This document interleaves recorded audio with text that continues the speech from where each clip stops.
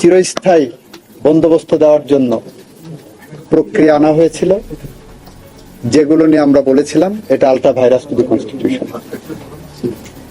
আমি attorney general থাকা অবস্থায় পাবলিক ইন্টারেস্ট লিটিগেশনে মিস্টার বদিউল আলম মজুমদার সহ যারা এই মামলা করেছিলেন এবং ইন্টারভেনার হিসেবে যারা ছিলেন অন্তর্বর্তীকালীন সরকারের পক্ষ থেকে, তখন আমাদের ইনস্ট্রাকশন ছিল যে এই সংশোধনীগুলো বাংলাদেশের মানুষের জীবনে বোঝা হয়ে আছে, গণতন্ত্রের পথে অন্তরায়। বাংলাদেশে গণতন্ত্র উত্তরণের জন্য অন্তর্বর্তীকালীন সরকার অবশ্যম্ভাবী, অন্তর্বর্তী সরকারের বিকল্প কিছু নাই। তখন আমরা সাবমিশন দিয়েছিলাম সেই লাইনে। আমরা বলেছিলাম 7 ক 7 খ রাষ্ট্রদ্রোহিতা, এটা দিয়ে অ্যাবিউজ করা হবে, এটা ফ্যাসিজমকে চিরস্থায়ী বন্দোবস্তের একটা নীল নকশা। তো সেই জায়গাগুলো মহামান্য হাইকোর্ট বিভাগ বিবেচনায় নিয়ে কিছু বিষয় বলেছিলেন আলট্রা ভাইরাস দি কনস্টিটিউশন, বাতিল করে দিলেন সংশোধনীগুলো। কিছু বিষয় বললেন এটা পার্লামেন্ট সিদ্ধান্ত নেবে।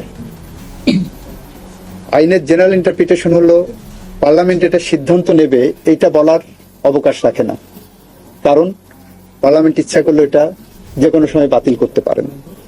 তো নেভারদিলেস তার বিরুদ্ধে যেগুলো বাতিল করেননি সেইগুলোর বিরুদ্ধে অ্যাপেলেট ডিভিশনে গেছে। অ্যাপেলেট ডিভিশন ওই একই কথা বলে দিয়েছেন, যেটা পার্লামেন্ট সিদ্ধান্ত নেবেন, আর হাইকোর্ট যেগুলো আপনার অবৈধ ডিক্লেয়ার করছে সেগুলো বহাল রেখেছে। সুতরাং হাইকোর্টের রায় বহাল আছে, আর বাকি যেগুলো আছে সেগুলো আমরা সংবিধান সংশোধনের মাধ্যমে যা যা পদক্ষেপ নেওয়া দরকার আমরা পার্লামেন্টের সামনে প্লেস করব এবং সেই অনুসারে করব। এবং সেখানে আমাদের এই সংশোধনীগুলো আনতে আমাদের মুখ্য বিবেচ্য বিষয় থাকবে জুলাই চার্টার। জুলাই সনদকে সামনে রেখে আমরা এই সংশোধনীগুলোকে কিভাবে মানুষের কল্যাণে যুগোপযোগী, দেশের জন্য, স্বাধীনতা সার্বভৌমত্বের জন্য, গণতন্ত্রের জন্য, আইনের শাসনের জন্য, মানবাধিকারের জন্য, ন্যায় বিচারের জন্য আনা সম্ভব হয়, সেটা আমরা পুঙ্খানুপুঙ্খভাবে বিবেচনা করে এবং পাবলিক কনসালটেশনের মধ্য দিয়েই আমরা সংসদে বিল আনবো, এই আশ্বাস দিতে পারে। আর যেগুলো অবৈধ ডিক্লেয়ার হচ্ছে এগুলো আমরা সংবিধানে সংশোধনী আনতে হবে। দ্বিতীয় প্রশ্ন, মানে বর্তমান গণতান্ত্রিক সরকার ক্ষমতায় আছে, যে জাতীয় সংসদ ইলেকশন হবে, সেই ইলেকশন কি তত্ত্বাবধায়ক সরকারের হবে, এটা কি আপনি নিশ্চিত করে বলতে পারছেন কিনা?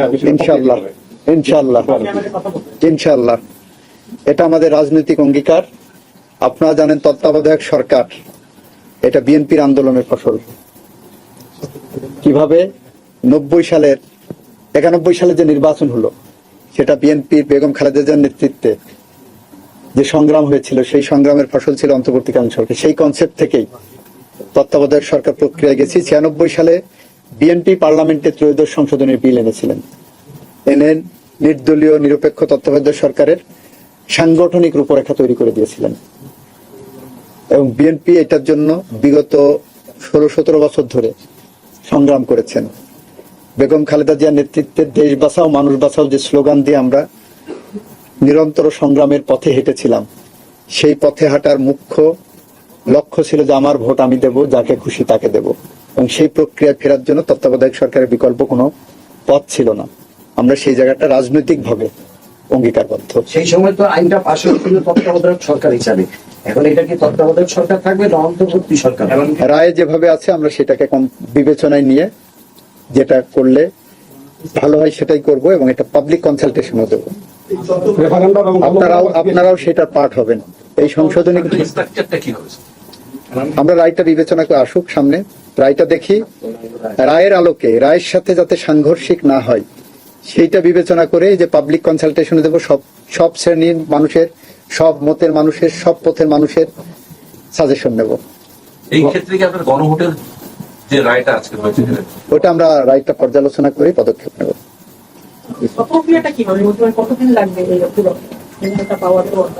রায় পাওয়ার পরে আমাদের সংবিধান সংশোধন একটা কমিটি হবে, সেই কমিটি প্রক্রিয়ায় আইনি প্রক্রিয়া যেভাবে আসে সেভাবে আসবে। এটা তো টাইম ফ্রেম বলা যায় না। সংবিধানের তত্ত্বাবধায়ক সরকার ব্যবস্থা হবে ইনশাআল্লাহ। এটা আমাদের রাজনৈতিক, নির্বাচনী, জাতীয় কমিটমেন্ট। তাহলে আমরা আগামী নির্বাচন তত্ত্বাবধায়ক সরকার বা অন্তর্বর্তী সরকার